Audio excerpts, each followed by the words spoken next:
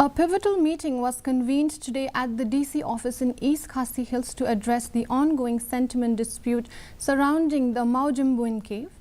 Chaired by DC RM Kurba, the meeting brought together key officials including the representatives from local bodies, members from Kutumb Suraksha Parishad and other state officials.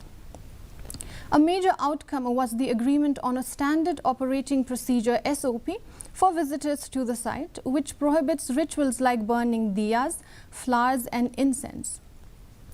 Hoito Ranjan Bora, president of the Kutumb Suraksha Parishad, expressed optimism about the SOP as a positive step toward resolving tensions.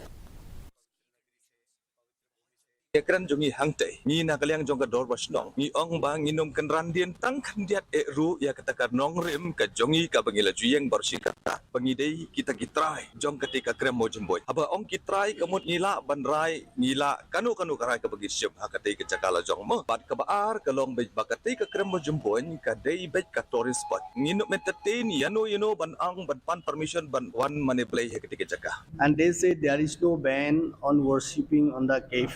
cave sibling, and it is open to everyone, but they have to follow some SOPs, and of course there should be some SOPs because the Mawjymbuiñ cave itself is a necessarily from its structure, and being a citizen of this India, we have the fundamental duties to protect the environment, forest and lake, etc.